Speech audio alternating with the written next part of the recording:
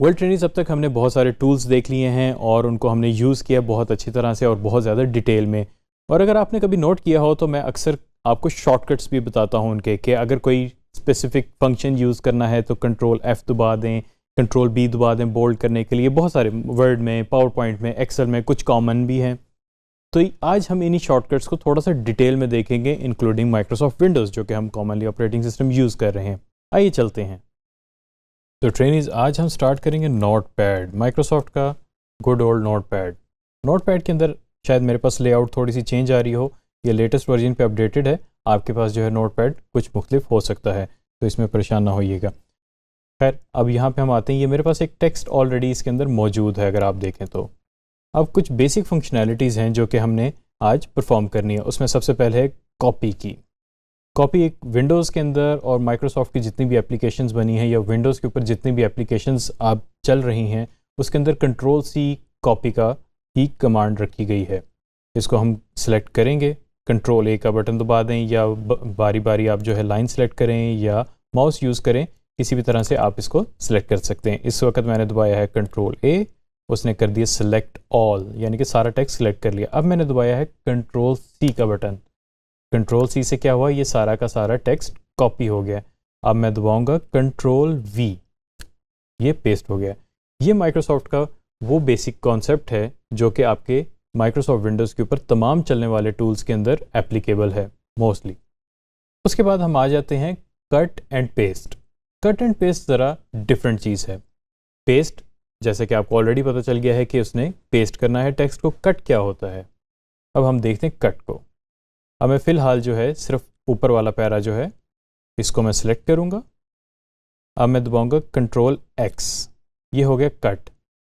Copy में ये हो रहा था कि जो ओरिजिनल टेक्स्ट था वो अपनी जगह पे रहा और उसने उसकी कॉपी बना दी। लेकिन जब हम बात करते हैं कट एंड पेस्ट की, तो इसका मतलब है कि जो ओरिजिनल टेक्स्ट है या डॉक्यूमेंट है या कोई भी चीज़ है, वो अपने ओरिजिनल प्लेस से मूव होके नए प्लेस पे आ जाएगी। क्योंकि ये पैराग्राफ ऊपर था, इस जगह पे था, अब इसको हम लेके आते हैं नीचे और ये मैंने यहाँ पे कंट्रोल V प्रेस किया और आपने देख लिया कि वो वहाँ से मूव होके नीचे आ गया है। अब इसके बाद हमारे बहुत इंपॉर्टेंट एक कमांड है, उसको कहते हैं अंडू और रीडू। अंडू का मतलब है कि जो अगर आपने, जैसे फॉर इंस्टेंस अगर मैं कहता हूँ कि मुझसे गलती से मूव हो गया, मुझे मूव नहीं करना था, तो इसका बड़ा सिंपल सा तरीका है, मैं दबा दूंगा कंट्रोल+Z। कंट्रोल Z से क्या हुआ कि मेरा स्टेप वो अंडू की तरफ चला गया और मैंने दूसरी दफ़ा दबाया तो वो एग्जैक्टली वहीं पे आ गया जहाँ पे वो टेक्स्ट एक्चुअली एग्जिस्ट करता था।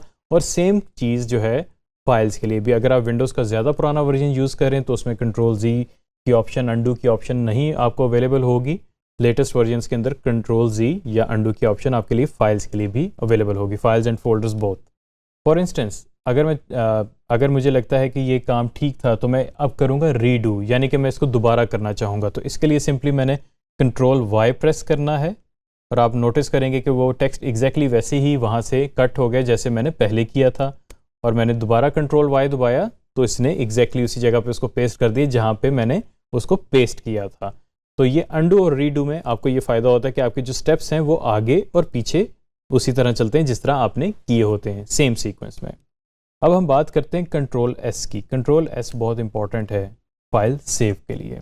जब भी आपने कोई फ़ाइल सेव करनी होती है तो आप कंट्रोल S प्रेस करते हैं, उससे आपकी फ़ाइल जो है फौरी तौर पे सेव हो जाती है। इन केस अगर आपकी फ़ाइल सेव नहीं थी तो आपके पास कुछ इस तरह का डायलॉग बॉक्स आ जाएगा जहाँ पे वो आपसे पूछेगा कि इस फाइल को सेव करना है कि नहीं करना, और आप लेट्स से सैम्पल टेक्स्ट 2 के नाम से मैं इसको सेव कर देता हूँ।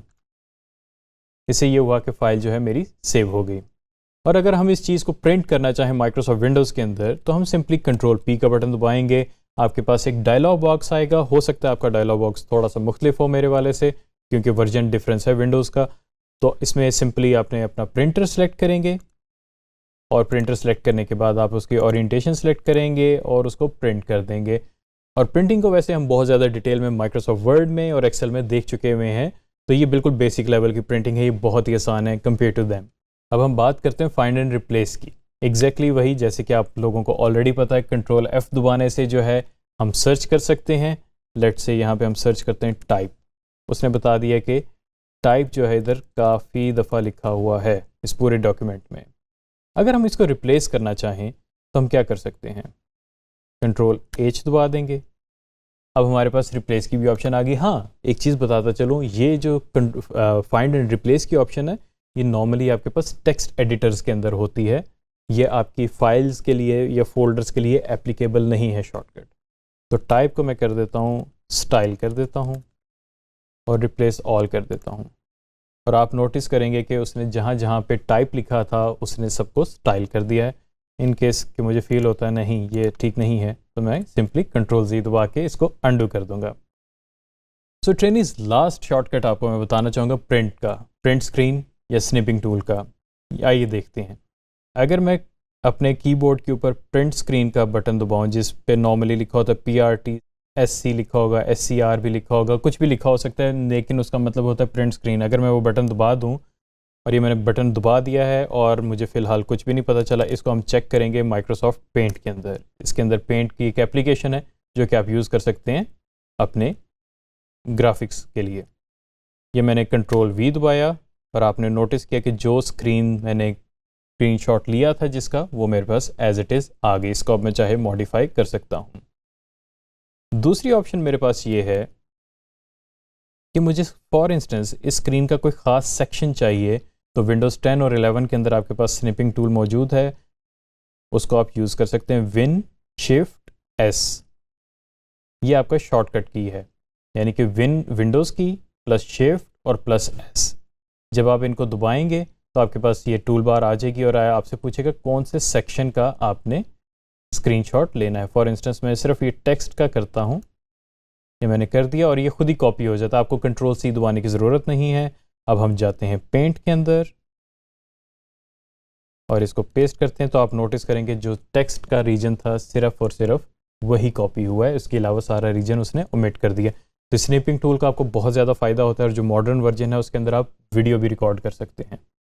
वेल ट्रेनिंग्स, ये आज हमने देखे कुछ बेसिक शॉर्टकट्स जो कि बहुत ज़्यादा इंपॉर्टेंट है माइक्रोसॉफ्ट विंडोज़ प्लेटफॉर्म पे और उसके ऊपर चलने वाली एप्लीकेशंस पे। हाँ, हो सकता है कुछ स्पेसिफिक एप्लीकेशंस के अंदर ये शॉर्टकट्स एप्लीकेबल ना हो, तो उनके अपने शॉर्टकट हो सकते हैं, बिल्कुल वो आप चेक कर सकते हैं उनके मेन्यू से या उनकी गाइडलाइन से, लेकिन कॉमनली यही यूज़ होते हैं। इनको यूज़ करें, इनसे आपकी एफिशिएंसी बढ़ेगी। अगर हम बात करते हैं माइक्रोसॉफ्ट विंडोज़ की, पावर पॉइंट की या एक्सेल की, इनके अंदर कुछ इनके अपने ही शॉर्टकट्स डिफाइंड हैं जो कि सिर्फ उस एप्लीकेशन के लिए एप्लीकेबल होते हैं। तो शॉर्टकट्स देखते रहें, इनको यूज़ करते रहें, इससे आपकी एफिशिएंसी बढ़ेगी। और आप लोगों की आसानी के लिए मैंने कुछ लिंक्स LMS के ऊपर अपलोड कर दिए, जहां से आप जितने भी लेटेस्ट शॉर्टकट्स हैं वो पढ़ सकते हैं और उनको प्रैक्टिस कर सकते हैं।